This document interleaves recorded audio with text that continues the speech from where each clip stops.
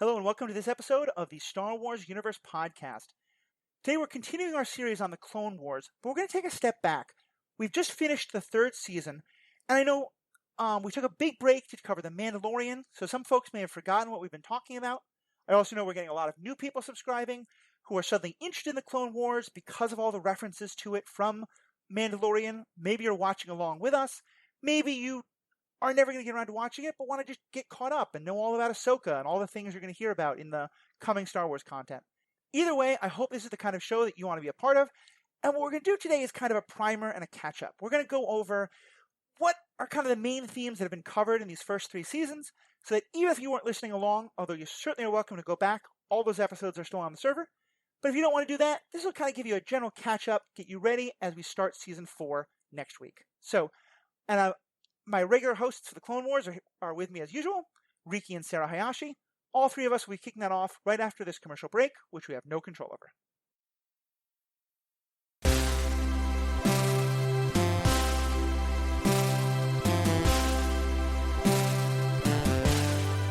Welcome back. This is Matthew, your host.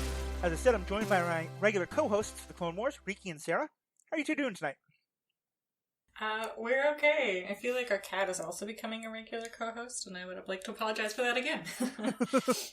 I've now mentioned this on two other podcasts, but just to let people know, if you haven't heard those already, I'm recording tonight on my home computer. I recently had to take the whole thing apart, and now my microphone isn't working, so I'm using a headset mic instead. It is not the best sound quality, for which I apologize, but I know we're trying to get it better. I also know you guys have been trying some new things. Basically, if the sound isn't as much as you like it, I promise we're working on it. It will keep improving. But with that, let's jump right into kind of what we're talking about. And I remember I suggested the Clone Wars to you, Riki, and you started watching it. And at first, I was getting a lot of instant messages from you about, like, why am I watching this show? And then eventually, I know you two really started to really get into it. So what is it you like about the show? What is it that makes the show something that we're all excited about almost every week, getting together to talk about and to review and where it fits in the Star Wars universe? Well, I love Star Wars. Yeah, I mean, that's a good start. that's to put it simply.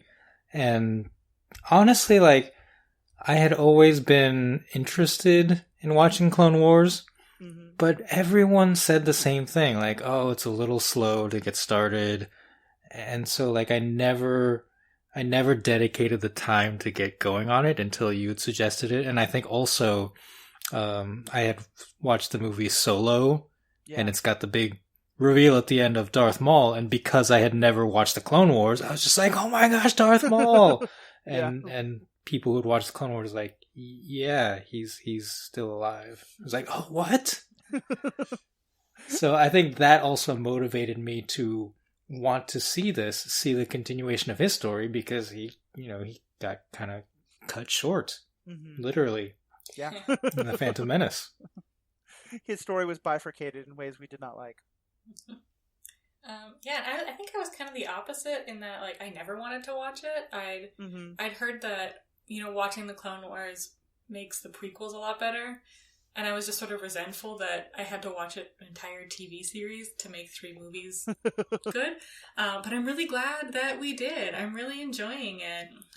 Like Ricky said, the first couple seasons are a little slow, but I think a lot of TV shows have that issue, at least. Yeah. Like, older TV shows. So, like, stuff that I grew up with in the 90s and the 2000s, Star Trek, Buffy the Vampire Slayer, they all have a similar problem where they start the show and they take a lot of time so you can get to know the characters, and there's a formula. The X-Files, too, right? It had a formula of kind of a monster of the week, and then then they might have a mythology show with the whole conspiracy theory. And they needed to fill, 20 to 26 episodes every year. Yeah. Whereas shows we watch today on streaming often are like 6 to 10 episodes. They're very tight. They need to get to the point much quicker. So I think they are structurally better TV shows now. Yeah.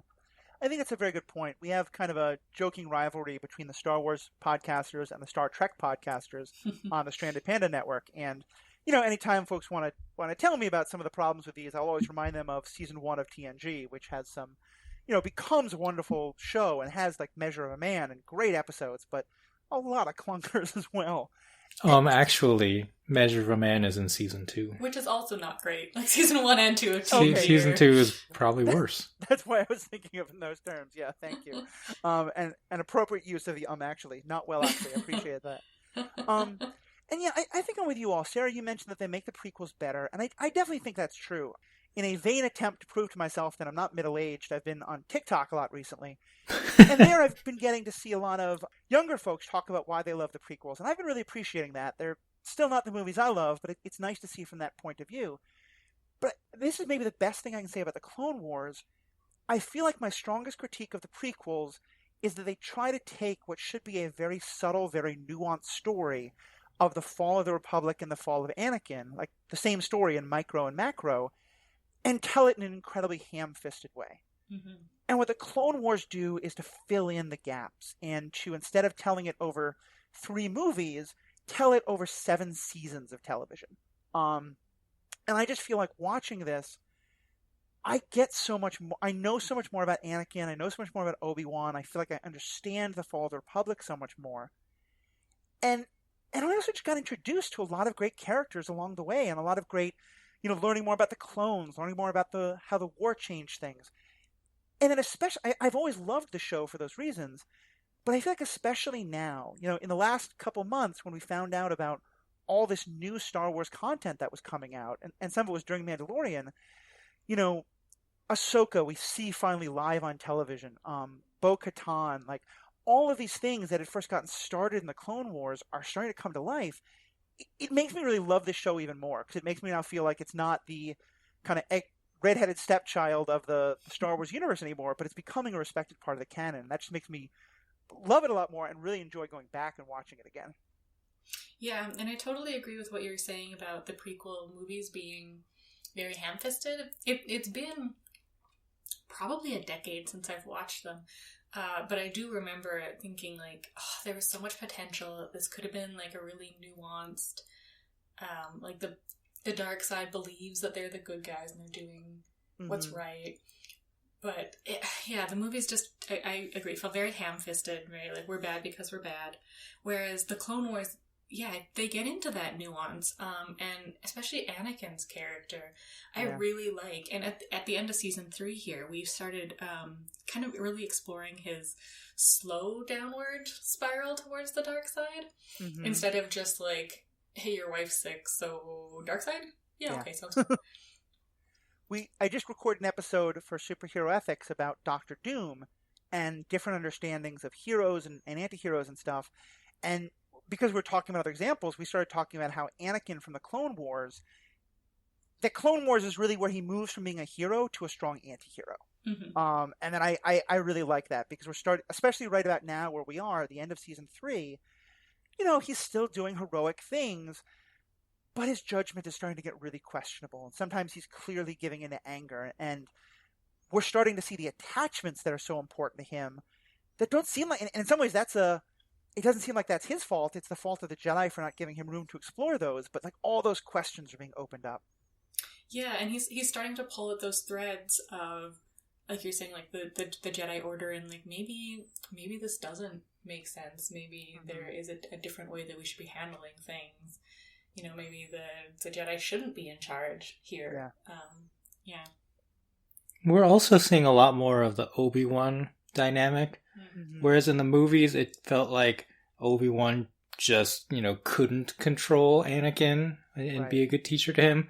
But I think in the Clone Wars, we see much more that Obi-Wan chose not to, or didn't feel like he could live up to the ideal of Qui-Gon. Right. And so, like, that failure is much more painful to me, because, it isn't just like, I can't control this kid, like he's too much for me. There are specific decisions that Obi-Wan makes, or chooses to do, or chooses not to take action with regards to Anakin that, in hindsight, we know is going to be very costly. Yeah. And we're going to talk about Obi-Wan in depth in a little bit, but I'm really interested in that story, especially because one of the stories that we know we're getting is a Kenobi TV show. As part of like getting ready for that, there's already been a novel about Kenobi. And in the novel, he spends an awful lot of time thinking about that stuff and talking about the regret he has and questioning his decisions. And a lot of what you said about the living up to Qui-Gon is part of it. So it's really fun, I think, to get to see all that, knowing that we're going to see the character explore his feelings about it in the shows coming up. There's a lot of great things in the show, and that's why we're excited to watch it together and to talk to people about it. But as I think we're all being pretty realistic, there's some parts about it that are not so great, and we do spend a good deal of time on these episodes, either sometimes just wringing our hands and saying this is a pretty crummy episode, and other times saying, okay, well, this is one more of those things that we kind of laugh at and maybe have a bit of fun poking fun at the ridiculousness and stupidity of it. What are the things that are maybe not been the greatest about the show so far? Jar Jar Binks. Yeah. Battle droids. Yeah. Jar Jar is still here. Battle droids, the Roger are still here. One thing that we do talk about a lot, Jar Jar Binks is an annoyance for sure, but one thing, Enrique, I know, all three of us, I think, and I really appreciate that from all of us, but Ricky, I think you've been particularly insightful in a lot of ways on this. There's a lot of racist themes that come up in this, and Jar Jar and the Trade Federation, I think, are some of the most prominent, but we do often get a lot of the different alien races are coded to particular nationalities or ethnic groups in ways that sometimes can be very stereotypical. And I think that's definitely, I think, one thing we do comment a lot, because I think it's worth pointing out that some of the problems with the show are laughable and some of them are really problematic.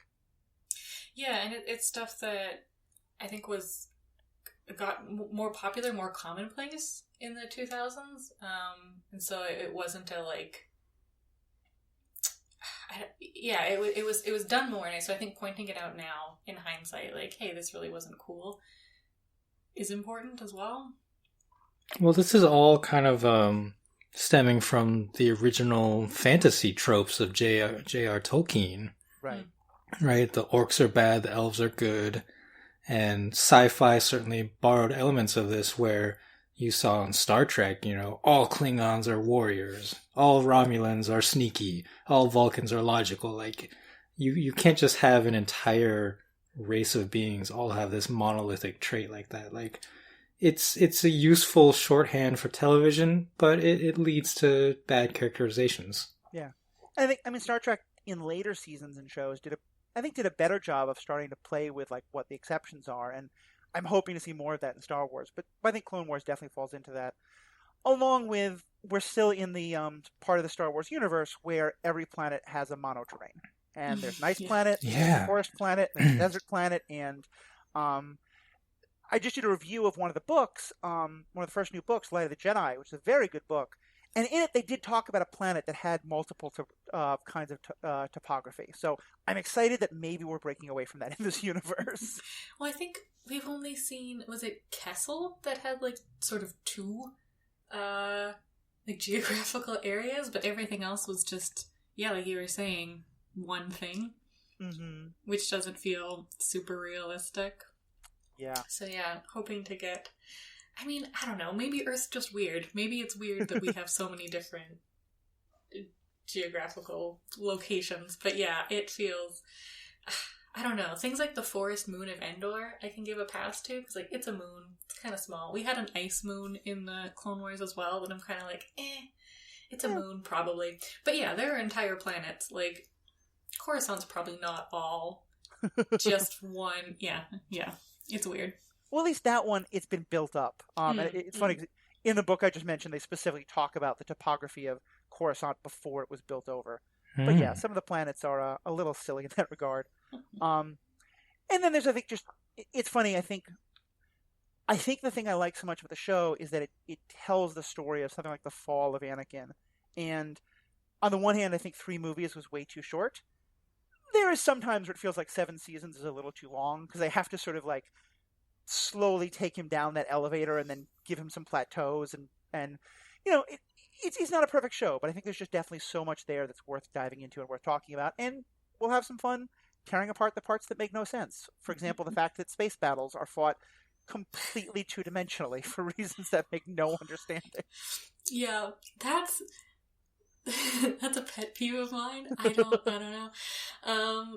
But I think the first season, as we've mentioned, is a bit slow, but other than that, I think I don't have any like real overarching problems with Clone Wars. There are like things that come up in episodes and I'm like, this one specific thing is kind of dumb in this one episode. But I think that's anything really, right? Like even really great TV shows. You're probably like, well, why did my most beloved character do this when they could have just done something else? Yeah, I don't know. I think the biggest missed opportunity for me is more about the Separatists. Yeah. More than just Dooku and Grievous. The few episodes we get are great, and we have to extrapolate so much from those. Yeah, and I would have just liked to have seen more of what is going on behind the scenes of this other government. Yeah. That, again, like, these people think they have legitimate claims to this war. Yeah, well, especially like through Mandalore too, right? Right. And I think that's a great point because, and that's really about filling in one of the gaps from the movies, because in the movies, we never really understand why they're separating, and we never really understand why the Republic has to fight to stop them. And the show, I feel like, does fill that in somewhat. And it's still a lot of, Sidious and Dooku pulling all the strings, but we do get to spend time with at least a couple of Separatists who honestly believe in their cause.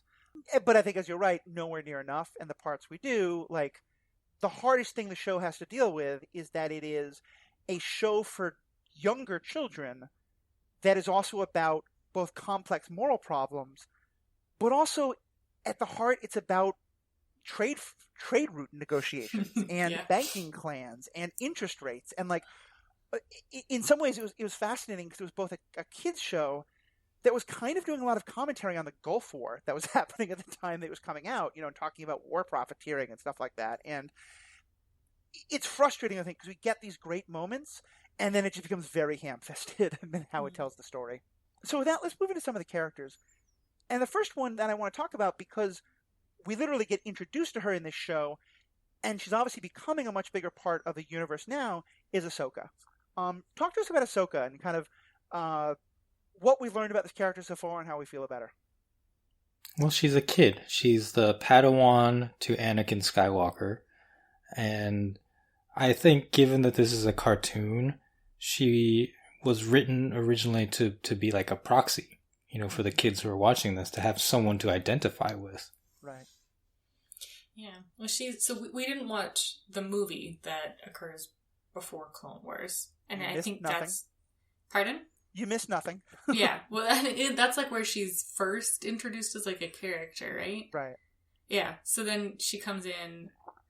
oh gosh. She's so horribly annoying in the first season. And now we're like here in season 3 and I love her so much. Yeah, she comes in as like Vicky was saying, Anakin's Padawan, but she's like super annoying, very like know-it-all. She has goofy nicknames for everyone and everything. And then by the end of it, she's like calling Anakin out on, not by the end of it, by the end of season 3. She's calling Anakin out on his bullshit, like criticizing him. And in the past group of episodes we just watched, she's saying like, why do you get to break all the rules, but I don't? I'm learning this from you, right? And she's really holding her own, being a great Jedi. Oh, yeah, and she's just like a really cool, really compelling character. She's go ahead. She's not a Jedi yet, and I think that goes back to my original point, in that even Luke, right, when he comes back in Return of the Jedi, is close to mastery of the Force. Right. Like, he can do things at a very high level. And I think this, having Ahsoka presented to us in this way as the learner, really gives us an opportunity to see someone come into their own in the Force. And that's part of the journey here, is seeing her struggle with some things that we have seen other characters just do very easily. Yeah. I think there was... Did we watch one recently, or is it still in the future, where she does like the Jedi mind trick, right, for the first time? Yeah, I think that was in season 3. Yeah, and she like stumbles on it a couple times, and then it works. Yeah. And I think that's a good point. And, with the two main Force users who we've gotten to see, well, the three main, I guess, Anakin, Luke, and Rey, they all like start out knowing nothing and then very quickly develop great force powers, as you said. And it's because of who they are, and also just, but like Luke goes to Dagobah, he moves some rocks, and now he's a force user. Like, it's a little rushed. And it is great to see all that through Ahsoka's eyes, and to see, I love her as a force user growing. I have to say, I think the relationship between Ahsoka and Anakin may at this point be my favorite in all of Star Wars. Mm-hmm. Because, here's the one thing you get from that movie is that Obi-Wan and Yoda explain that they want Anakin to take on a Padawan because they know that he's not perfectly towing the line. And sort of the feeling is that if he has to teach someone else how to be a good Jedi, then he'll also have to be a good Jedi. Of course, that's immediately blown completely out of the water. And, a lot of what you see is kind of the like, I learned it from watching you, like Ahsoka is developing, she learns a lot of, you might say bad habits about the Force, or you might say that Anakin is asking really good questions about ways in which the Jedi are wrong, and Ahsoka's kind of that person in the middle. Like, she believes in the Jedi, I think, a lot more than Anakin does, but also understands some of the critiques he has. And the way their relationship goes from master Padawan to teacher student to almost older brother, younger sister to almost peers, and then the way that, we all know where Anakin winds up, and there are scenes later in shows where they have confrontations. It just, I think, is one of the most beautiful and clearly the most tragic stories in all of Star Wars. Oh, yeah, and I often comment, like, why is Anakin given a Padawan? Clearly he's so bad at it.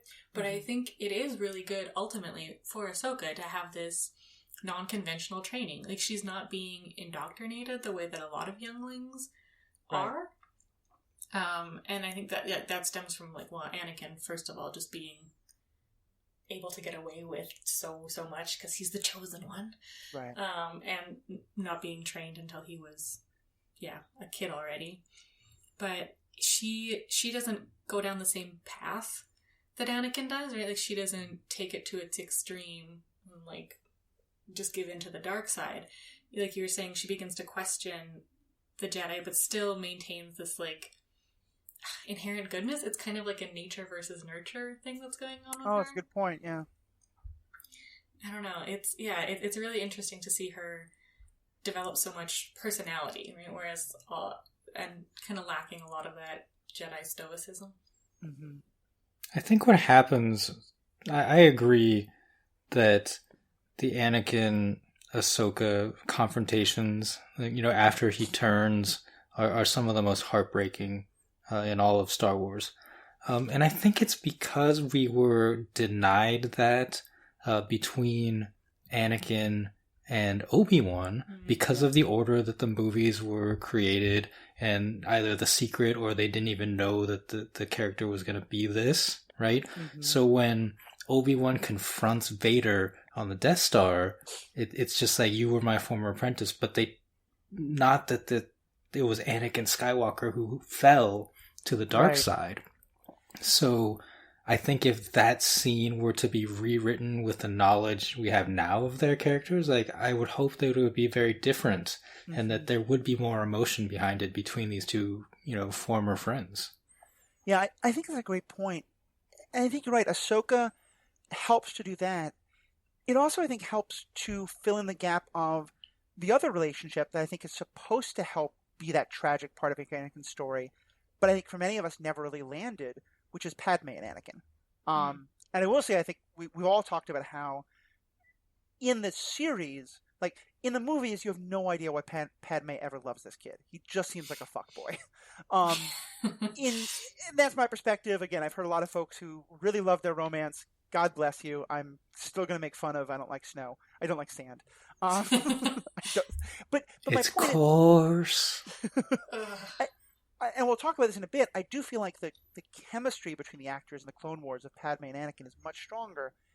But even there, we never really get we know that Padme loves him enough to just die when he turns evil, as though that's biologically possible. But I never feel heartbroken about Padme in the way I do about Ahsoka. And I think that's one thing that Ahsoka's love for Anakin makes me feel the tragedy of his story that much more in a way that Padme never did. I think for me, a lot of their interactions, Padme and Anakin's interactions in Clone Wars, kind of hammer home what a dysfunctional relationship they have. Yeah. Like, it doesn't... I don't know. At no point do I ever feel like they love each other. I feel like they got married, and now they're trying to make it work in secret. Mm-hmm. And it's just this weird, almost uncomfortable way they have of dealing with each other, where, like, clearly they were attracted to each other at some point, but they're not allowed to openly express their feelings for each other, and they're rarely spending time together. Right. And when they are, it's this, like, weird, oh, hey, I guess you're my wife, right? I guess you're my husband. Maybe we should hang out? Yeah? Let's argue about this cake. Right. Yeah. With a couple of moments of them basically leaving a sock on the door for Obi-Wan. Like, I feel like one of the things that the Clone Wars is establishing is that within the immediate circle, the fact that Anakin and Padme are lovers, let alone married, is not a very well-kept secret, and that it is pretty clear that Obi-Wan at least suspects by this point.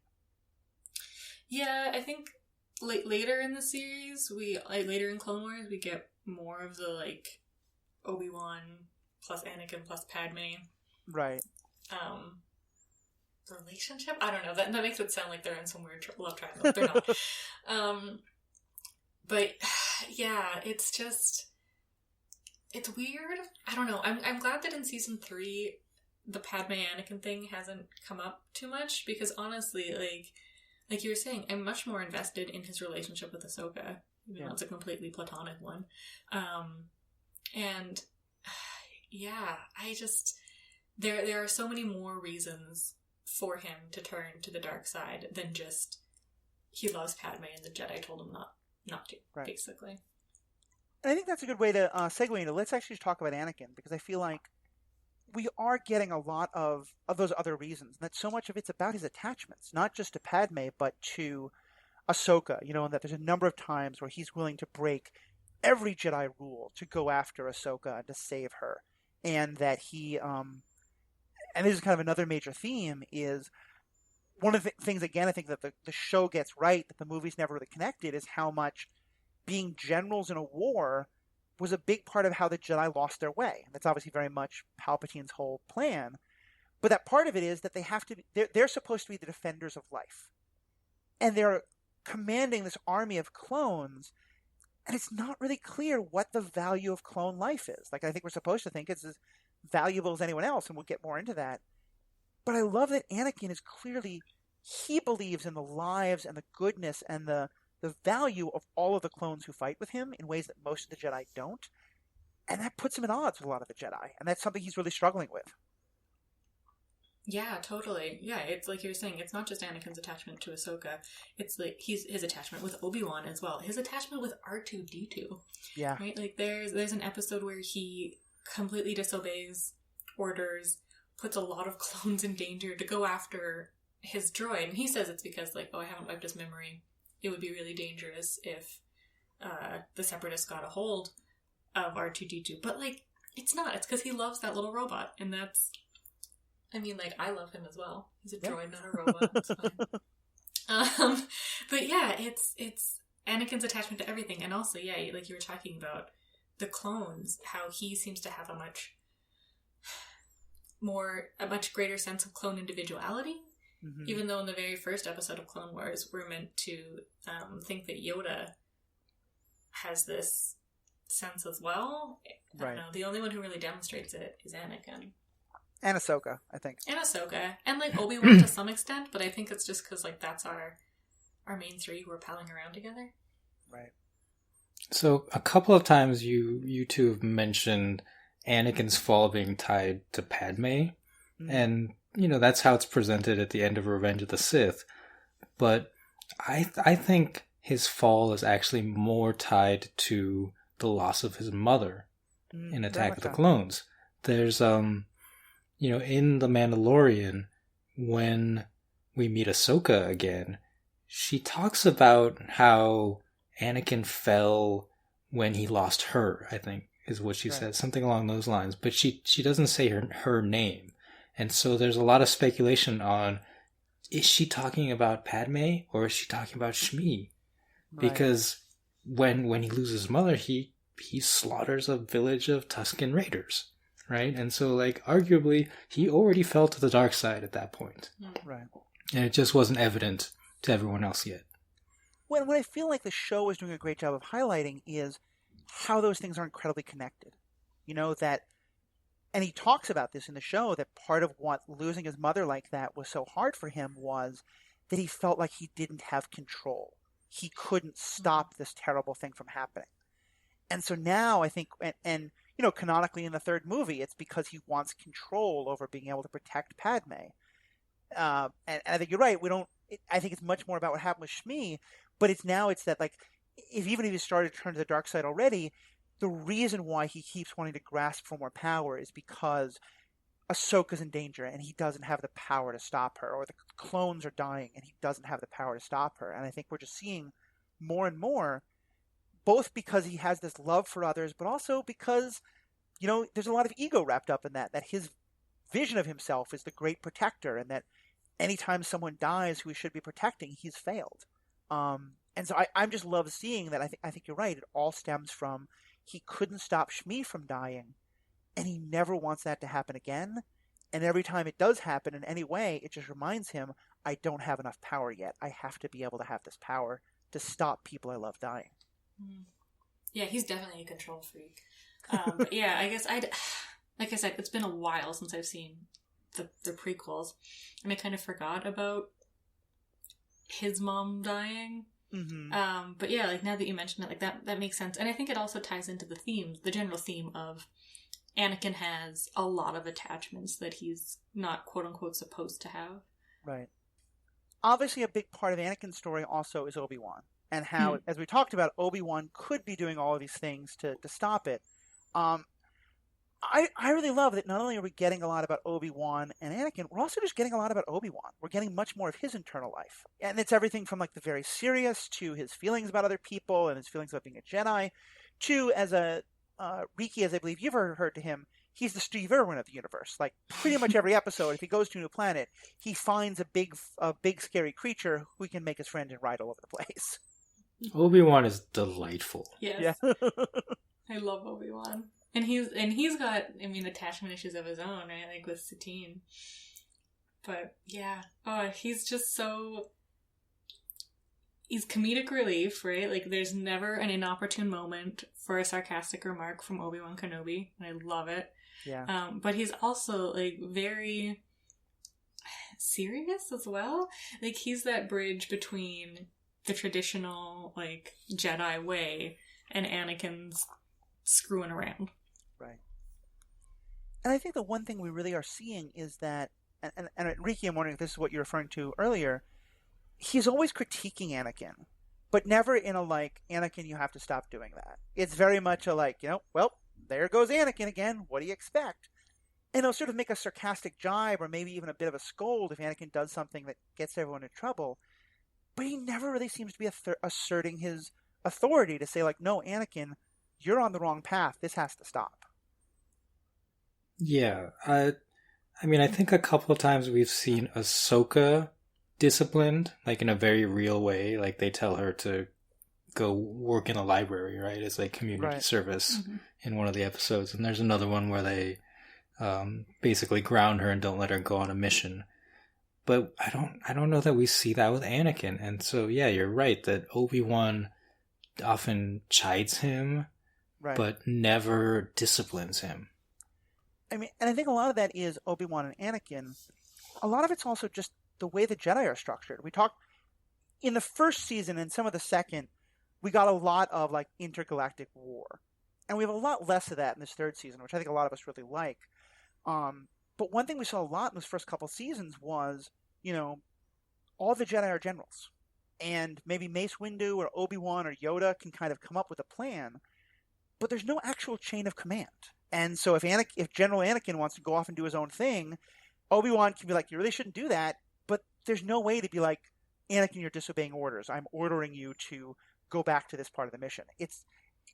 I think it's subtle, it's not commented on, but it's really highlighting how the Jedi are not really set up to fight this war, and it's damaging them to try. So you're saying, like, from a military perspective, they're both the same rank, but from, like, a Jedi Order perspective, because Obi-Wan's his master, that he should be... Basically, like, if they are all generals, there is no leader. And I think this also opens up some space for Sidious, right, to sneak in and exert leadership over this war. Right. And drive it in a way that he wants. I mean, we started to see a little bit, not that this character is connected to Sidious at all, but we recently met a Captain Tarkin, who obviously becomes Grand Moff Tarkin, and he has this great conversation with Anakin where he's saying that he doesn't think the Jedi are good people to fight a war because they're not ready to do the things that need to be done, and their structure isn't a military structure. And I think it really highlights this idea that Anakin feels that same frustration. He wants the Jedi to be more organized and powerful and able to assert their authority. Sidious is Palpatine, right? Yes. Yeah? Yeah, okay, cool. Sorry, they so rarely refer to him as Darth Sidious that I occasionally get confused. I do know his first name's Sheev. That's fun. Yep. Cool. Sheev Palpatine. Sheev Palpatine. And what's Dooku's Tyrannus? Is he Darth Tyrannus? Yeah, Dooku is Darth Tyrannus, yeah. Okay, cool. I just want to say one last thing about Obi-Wan, and then let's actually move to our Sith antagonists. We've only gotten the beginning of the story, and no spoilers, although it is a story that recurs. One of you mentioned the character of Satine. Can you talk a little bit about who is Satine and how is she a very important part of Obi-Wan's story so far? I can't. I'm crying. Satine is the leader of the Mandalorians. Yep, the Duchess of Mandalore. Duchess. Okay, yeah, I couldn't remember her title. When we first meet them, they're part of the Separatists. I think by this point they've separated from the Separatists, and are there? No, not yet. Mandalore is the leader, among the leaders of the neutral states or whatever, neutral planets. Yeah, isn't that not Separatist anymore? No, it's different. Yeah.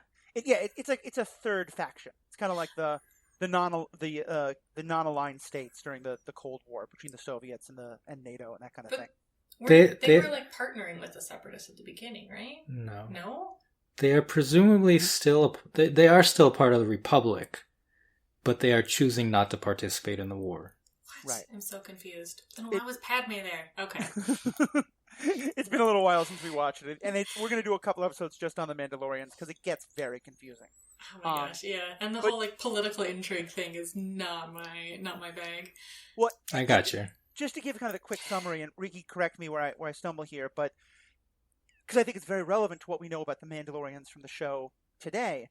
What we learn is that Duchess Satine is the leader of the Mandalorian people and is trying to establish the idea that they do not have to be a warrior race anymore. It's trying to establish a peaceful Mandalore, and that there are these breakaway groups, and Death Watch is one part of them.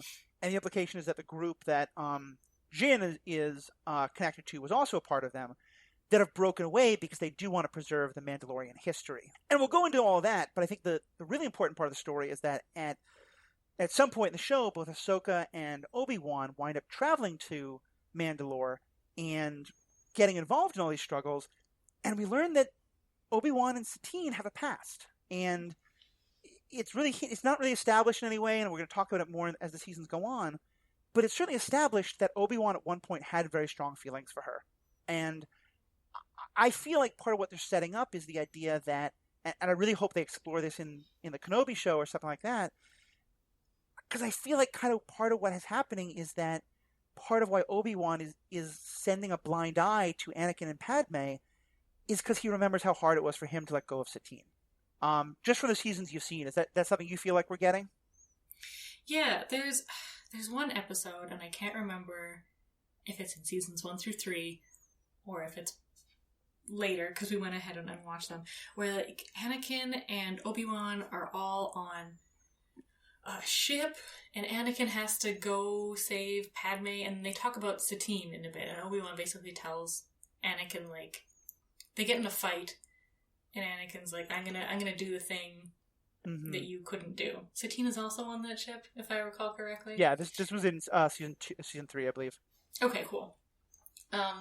Yeah, and so then there's like, I think it's more than implication. Don't they like outright say that Obi-Wan and Satine had a fling, like were dating? I thought the implication was that he was very tempted to break his vows and maybe even to leave the Jedi for her, but that he never actually crossed the line. Okay, so I thought they meant like leave the Jedi so they could get married or something. Not. Oh no, I think that, but I mean, I don't think that they ever like. I mean, also it's a kids show, so it's going to be very fade to black. But I think the idea is that he has not romantically or like he's not kissed her or anything like that. Oh come on, they did it. Certainly possible. Just like insert Moulin Rouge, because that's what this is based on.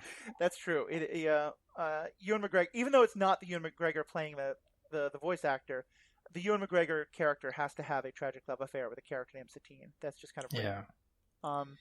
I will say one other thing to make this character interesting is Satine is the sister of Bo-Katan, who we meet obviously in The Mandalorian. Bo-Katan is also a very important part of the Clone Wars, and who we'll see a lot more of. Anything more on Obi-Wan before we move on? Kenobi. Yes, we do end most of our episodes with that. So, our main antagonist, we have a lot of different antagonists, which is something I like.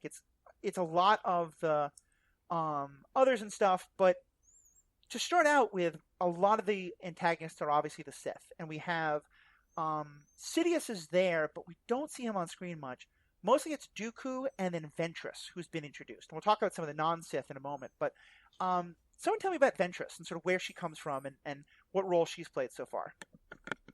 Ventress was originally a Jedi, or at least a Padawan, and then her master was killed in front of her, and she ends up basically being adopted by Dooku and being trained as a Sith assassin. Right. So, this is the classic tale of the rule of two, is that the apprentice Dooku is already training his own apprentice in hopes of overthrowing Sidious and becoming the master. Right. Can I jump in with an actually? Go for it. Ventress was originally a Night Sister, and the Night Mother sold her to someone who wasn't Dooku. Then that person died, and then she got picked up by the Jedi, then became a Padawan. Oh my goodness. Yeah. Well, I mean, like the Night Sisters. Everyone dies. Let's go deep. Let's go deep. Yeah, we're not even going to talk much about them, but the Night Sisters are a great introduction to the story. They're witches, and they're basically dark force users who are not Sith. And I think it's really interesting that they introduced that idea of this in the same way that the Jedi are not the entirety of the Force users. The Sith are not the entirety of dark force users. Yeah, and the Night Sisters have a lot to do with like Darth Maul and everything as well. Right. Yeah, Ventress is like she's super cool. What do you like about her character? She's like the classic femme fatale, and just like is PG-13 sexy. Yes. With her clothes that make no logical sense. Mm-hmm. But, and there's like one amazing scene where she like force grabs some dude and like, I think she kisses him, where she like almost goes to kiss him and then stabs him with a lightsaber. Classic, I'm gonna kiss you as I stab you. Yeah. There are a lot of tweens and teenagers who their interest in very, very strong, powerful women started with this show. That is not to be doubted. Oh, it's great. And she just like is over Dooku's shit, which is great too. She's over Dooku. Right. Isn't afraid to like stand up to him. Has a weird revenge plot that doesn't quite go her way against him. But by the time where we are now, at the end of season 3, we've seen her be both a loyal servant to Dooku for a while. And I think in some ways she's meant to be kind of a mirror to Ahsoka in some ways. Like they're both, although I think Ventress is supposed to be more like 1920, whereas Ahsoka is more like 12 or 13. But and then at some point, as you were saying,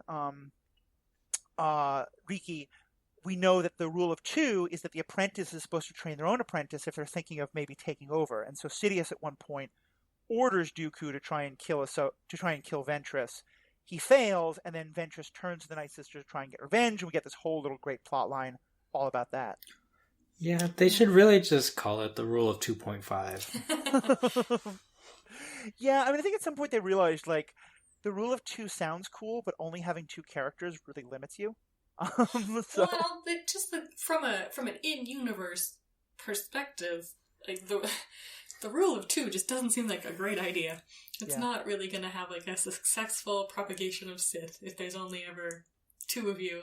If your whole training model is antagonize my apprentice until they murder me and get their own apprentice, right? Like, And there's all sorts of reasons. I mean, there's a whole set of books that are about how even before the rule of 2 was even worse because everybody was killing each other. But you're right. I think we're also seeing like the rule of 2 is more understood as a theory, not it's guidelines. It's not written in stone. You know, it's like the Pirates Code. I also really like how Ventress gets a bunch of digs into Grievous because they're both sort of working under Dooku. Yeah. But clearly hate each other. And it's great. Yeah. Well, yeah, they are at the same time vying to be the number 2, right, to Dooku, or the number 3. I don't know. Yeah, well, like not anymore because of the whole tried to kill Ventress thing, but Grievous also, like, he constantly refers to her as assassin to demean her position. Yeah, and I mean, you can see that Dooku always seemed kind of pathetic in the movies. Like, Christopher Lee is fantastic, but I never really got a sense of who Darth Tyrannus was. I do feel like the show fills him out a lot more and shows how good a manipulator he is. And one of those things is, he's constantly having Ventress and Grievous, before he tries to kill Ventress, fight for his attention and fight for, it's that, like, daddy keeping the 2 siblings, like, who's going to be daddy's favorite kind of a thing. Yeah, totally. We do get a lot more Grievous, and I feel like we've had sort of up and down feelings. We learn more about Grievous. You have up and down feelings. Oh no! Sing me the song. Perpetual admiration. Tell me what we love about Grievous in the show. Grievous is just like his full, like, robotic awesomeness on display. I laugh gleefully every time he does the Exorcist spider walk. And especially if he does it, like, on the ceiling or something, like upside down. It's great. Yeah. And we've got a couple episodes. I do wish we got more into depth into Grievous's decision to basically, like, replace his entire body with robot parts. Right. But even that, I mean, is an important thing we learned, that he's not a droid that was built to be a super droid. He is, I think in some ways, kind of the proto version of the Darth Vader technology. He was once a living being who his body was mostly destroyed, or no, it was even because he wanted to be immortal, or I forget. I think his shuttle injured. Got blown up. Yeah, no, that's right. Yeah, he was injured. And so his body... He's RoboCop. It's his consciousness and his heart still, his actual living heart, rebuilt in this robot consciousness. Yeah, and his lungs. Yeah, I think because that's why he coughs. Like, right. The robot with tuberculosis. Yeah, he had, like, eyes or something like that, and they got replaced in this season. I don't know. But yeah, he's got a few organs left, but is mostly robot. Has 4 lightsabers, because that's cool. And I think because his original body had 4 arms, so they kind of, like, kept that, if I'm not mistaken. I don't know about his original form.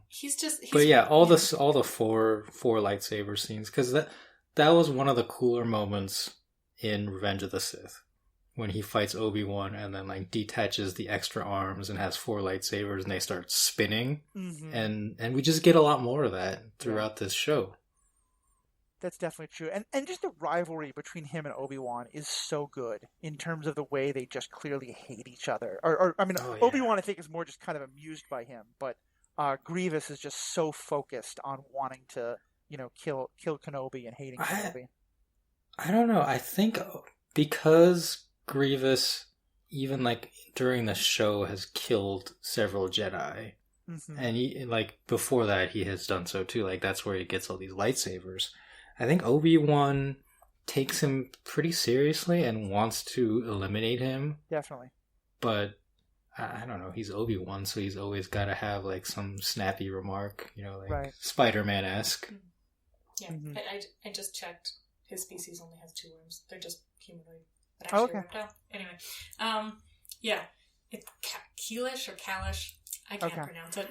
But yeah, I like how brutal he is. Not just to towards the Jedi, which he is, but towards his own forces. Oh my god. He treats the battle droids like they're completely disposable. Yeah. And they are, but it's also ridiculous. Like, there was one episode where he just makes them march until their batteries are drained. Yeah, they're like, General Grievous. That seems pointless. You need to be plugged in. He's like, no, you don't. Keep marching. Yeah. Yeah, and so he's just like ruthless, and I think this sort of, I don't know, it's fun in a evil sort of way. It's fun because they're droids. Yeah. So you can get away with it. It's I think one of the things the show does establish is that we're discussing how the clones have a lot more moral value than we might have thought. The show very clearly is trying to tell you that droids have absolutely no moral value, and we can take utter delight in them dying by the thousands in ridiculously funny ways. And we've talked, I think, sometimes about how that sometimes raises some questions for us about like how they both make the droids relatable in their fear and their funny sayings, and then just slaughter them in what are supposed to be funny ways. But it is an interesting thing they develop. Yeah, especially like our feelings towards 3PO, who makes an occasional appearance in Clone Wars, and R2-D2, who's there much more regularly, versus generic battle droid. Right. And even, like most recently we saw that a few battle droids were reprogrammed to be the good guys. And even then were treated just as disposably. But I think it, like, with Grievous slaughtering battle droids en masse, his own battle droids en masse, it was at a point where I think, like, everyone had become acutely aware of how annoying the battle droids were. Mm-hmm. Or at least, like, that's what I felt. So the idea of just, like, no more Roger for you. Yeah. We're just gonna, like, end this now. Lean into it. Yeah. And one more antagonist we had to discuss was, I think one of you put this on our list, bureaucracy. Yes. Talk about that. Well, the whole, we mentioned earlier how I wish there was more about the Separatists, but I also wish there was more about the Senate intrigue. Mm-hmm. And Sarah just, face palmed. Yeah. I feel like there's too much Senate intrigue, but... I like it because I feel like it makes the war more relatable. And it really... I feel like what the prequels were trying to do, and again they did, just painting in very broad strokes, was establish the idea that good and evil are not so clear-cut, and that sometimes, the whole Force ideology, that you can be fighting what you think is the good fight, but fight it for the wrong reasons or in the wrong ways, and it can turn you to the dark side. And I think it's one of the things we're really seeing is how much the war is kind of corrupting the Jedi and corrupting the Republic. And the Jedi part we've talked about, but I think this bureaucracy point is also important, that a lot of the war is being driven by the banking clans who are making money by selling the weapons to everybody. And go ahead. The Trade Federation, right? Newt Gunray, the villain from the Phantom Menace, is, one of the leaders of the Separatists, and yet he's working with Lot Dodd, who is still in the Senate and is declared Newt Gunray is an extremist, I'm not working with him. Well, I secretly am. Right. And it's they're working together to play both sides to profit off the war. You're like, this is ridiculous. How could this ever work? And you look at the real world and it happens every day. It's one of the ways in which there's a lot of actual real-world commentary from the Clone Wars. And I remember watching at the time, as I said, it was doing when the Gulf War was happening, and we were talking about companies like Halliburton, and I'm thinking, it's part of why when people then say today, keep my politics out of Star Wars, I'm sort of like, well, I mean, they were blowing up fascists in 78, so what are you talking about to begin with? But also, the Clone Wars is a very political show in a lot of ways. It's sometimes subtle and sometimes very much not. Yeah, and as much as I complain about high tax rates being a major plot point in an arc of episodes. I agree that it does add realism to it. I guess my issue with it is that it's simultaneously too fleshed out and not fleshed out enough. Yeah.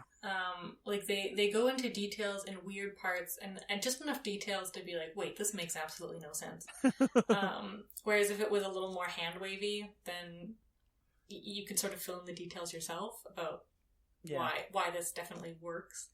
But yeah, I do like that our antagonist is Sidious, who's sort of pulling the strings as Palpatine through this whole master plan of his. But yeah, through tying stuff up in bureaucracy and like trying to get money to build more clones, but we have to get a loan from the banking clan first because where else are we going to get this money from? And oh look, Palpatine wears an elaborate headdress but hangs out with the common people, and and very much like the political drama of, you know, he as Palpatine, as the Supreme Chancellor, he can try to get stuff to happen, but he still needs the votes in the Senate, right? And you have forces like Bail Organa and Mon Mothma and Padme as senators trying to stop the things that he's doing, not because they know he's evil, but just because they believe in peace. And he is trying to push the war deeper and deeper. And you know, we see that all over in politics, right? Like, we all have what we believe is the right thing, but we have to convince enough people in a voting body to vote for the things. Right. And so I think I find that very relatable. Yeah. No, and I like that part of the intrigue. And similarly, we also get a lot of episodes where they go to different planets who they just want to be left out of the war. There's a great episode on a pacifist planet where there are people who just and they really challenge Ahsoka especially about why are you fighting? You know, how can you use war to be a peacekeeper? Questions like that. And then other planets where they have their own local problems and they don't really care about this big war that everyone's talking about. And it just makes it a much richer galaxy with, as you're right, it sort of shows that even at this point, Sidious is the reason. There's a reason why he wants to become emperor, because right now he's still very limited.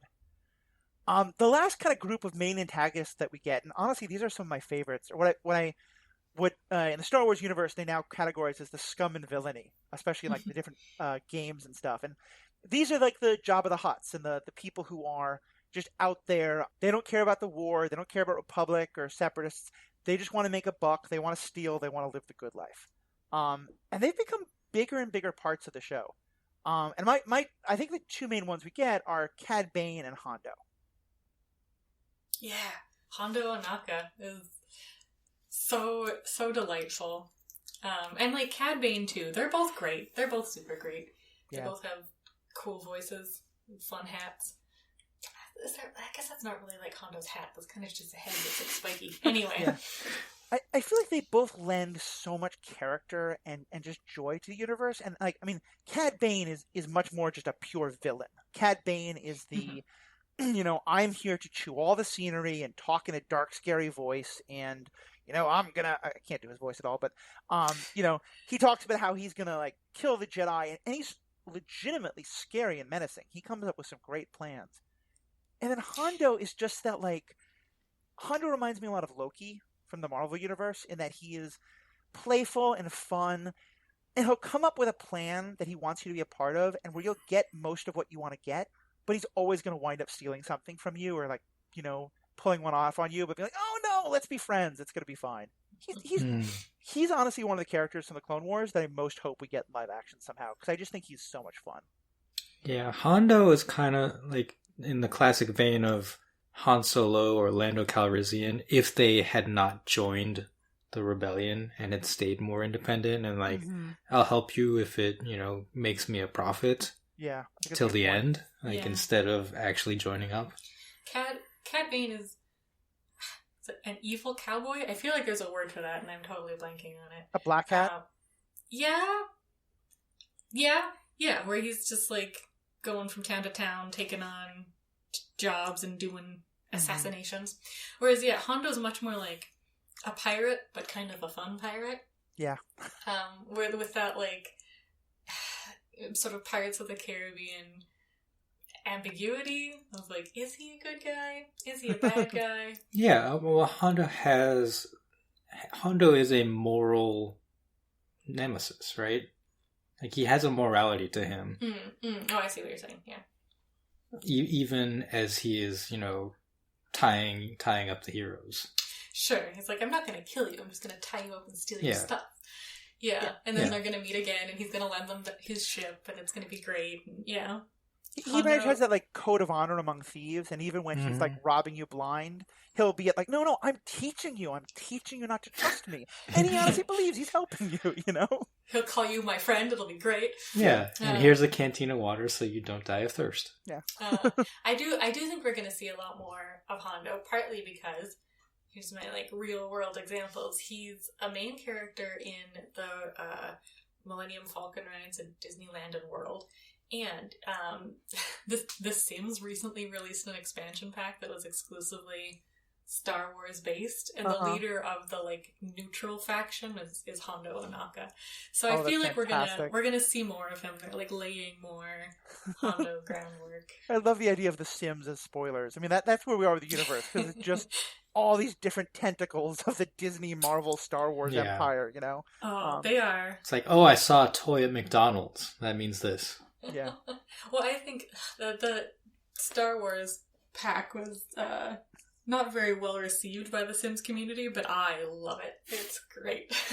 It makes me kind of miss the days when I worked in a game store, because the store I worked at, I mostly ran the Magic the Gathering stuff, but I had help with other things, and so every time a new Star Wars movie was coming out, we'd get these boxes a couple weeks beforehand of the new action figures or figurines for the X-Wing game and stuff, and they're like, so I knew about a Republic bomber 2 weeks before the Last Jedi movie, and then when I saw the Republic bombers, I was like, oh, cool, that's what those are, or the Resistance bombers, I mean. So yeah, I would love it if I, like, worked at a store and, like, I got the Hondo toy 2 weeks beforehand, and I was like, can't tell anyone. That'd be awesome. They do make toys with, like, every single character, though, so I don't know if it's, like, a huge tell, but yeah, I don't know. Honda's just he's so fun, and because he has this code of ethics, it's not like, I don't know, Cad Bane, I feel like, while he's a fun character, there's no point that I'm actually rooting for Cad Bane. Yes. Right? Like, all of his plans are pure evil, and I don't want him to succeed because he's always against our protagonists. Whereas, like, Hondo, you're kind of like, aw, come on, guy. I want your crazy little gambit to go through. Yeah. And, like, you're also holding out hope that, he's got that heart of gold, and, maybe he'll last minute decide to turn around and help our heroes. Right. Yeah, and he shows up in Rebels as well, which is real fun. Yeah. So I think we've got a good chance he'll show up in the universe. And even if he doesn't, I feel like without characters like him and Cad Bane, it would make Clone Wars a lot harder to watch, because the other parts of it that are good, but can be very heavy. And it is nice to have that kind of, like, the more fun side of the Star Wars universe, that kind of thing. Yeah. There's so much else we could talk about for these 3 seasons we've watched and help people catch up, but I want to close, unfortunately, on one more heavy topic, but I think it's a big one. I think it's really been a major theme of the show and will continue to be, and that's the clones. Talk to me about sort of what we've learned about the clones and the role that the different clones are playing in the show so far. We've learned their names. Yeah. I mean, originally in the movies, I think only Commander Cody was ever named. That's true. Yeah. And there wasn't really a character. It was just like Obi-Wan says Commander Cody a couple times. In this show, many clones are prominent characters. Cody shows up a couple of times, but mostly we get Rex. Right. And it's just an amazing character. And we get a couple others, Echo, Fives, Heavy, and several of them die, and it's actually very emotional. Yeah, and as Sarah mentioned, they start with this in the very first episode with Yoda. The episode's all about, like, him pointing out that he doesn't see the clones as just nameless, faceless, that he sees them as individuals. and we kind of lose the Yoda part of it, but I think one of the best parts of the show is learning more about these clones and these people who are, I mean, they're aware that they have been bred literally only for war. Like, no one has any idea what to do with them after the war. No one has any idea, like, what kind of lives they should lead. But they still have individuality, and they have brotherhood, and they have lives together. And in what I think are some of those powerful episodes, some of them even start questioning the war. And we've had one episode about one who got really upset about the fact that he was having to be a clone, and he kind of fought back to some extent. And then I think in one of my favorite episodes, another who just deserted and went and had I mean, he deserted in part because he kind of got left behind in a battle, but he winds up falling in love, starting a family, having a kid. And there's this great episode where Rex, you talked about, who's very much like he is the G.I. Joe of the clones. Like, he follows Ahsoka, he follows Anakin. He's a good character. He believes in the cause. He believes he's put on this universe, in this galaxy, to fight this war. And the scene where he has to confront a clone who just says, but what if I don't want to fight in a war? If this is a war for freedom, why don't I have the freedom not to fight? To me, it's brilliant because it's subtle. It's not touched on much again, but it really just raises how much of the very existence of the clones as this basically slave army fighting for freedom just shows the paradox at the heart of everything they're doing. Yeah, totally. And also you mentioned like the clone having children, right? Like why would you build a clone that they were even able to reproduce, right? Like that's just kind of strange. Mm-hmm. And yeah, we really do get to see their humanity, but we also get to see in the sort of bureaucracy them being like bought and sold like pieces of machinery, right? Like they're like a tank basically. We need more clones, we need more guns, we need more tanks. Yeah, and I don't know, it's so like I think also like 99 who's one of the clones. Mm-hmm. That's a really interesting topic. So he's a quote unquote like defective clone, but isn't like killed or anything like that. Right. I mean, he is, but not by the people who make him. Kaminoans. I guess. Yeah, it's not like he didn't turn out, just like cut him right off the assembly line. He's kept around. He takes on sort of like custodian duties, mm-hmm. But still has like a really important role to play and isn't really like talked down to by the clones, which I think is really the other clones, right? Which is nice. Yeah. So obviously there's this value of individual life within the clones. Yet a lot of the Jedi seem to see them as this disposable resource, similar to how the battle droids are being treated. Right. I don't know. Yeah, it's this really weird ethical gray area. Yeah. And I think that's a big part of what's, driving the fall of the Jedi. And I feel like the movies were maybe supposed to say that, but it never came across. And it's a story that's being told, I think, so much better in the show. Mm. Yeah, and also, like, why? Oh, I don't even know. Why clones? Why aren't you using droids? What's the reasoning? I don't know. Because in a movie in 1977, a character said Clone Wars. Right. So clearly we have That's the only reason. Yeah. I mean, I do think that I think that's entirely true. I think you can though. They then put it into the story that if it was just droids, there wouldn't be any of this moral crisis for the Jedi, and Palpatine knows that that's going to be part of their fall. Mm. Yeah. I will also just say, I think a part of what makes this so good is D. Bradley Baker is the voice actor who plays literally all of the clones, and so I think he has like one of the records for like the most characters played in voice acting. And on the one hand, you could be like, well, he's just playing the same character. There are multiple scenes where three or four clones are having like multi-page conversations among each other with no other characters.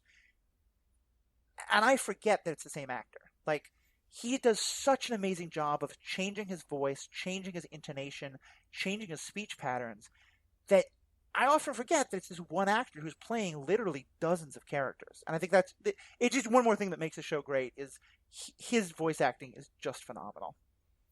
Oh, yeah, totally. I think in the beginning, they're a little more, like, auditorially homogenous. Mm-hmm.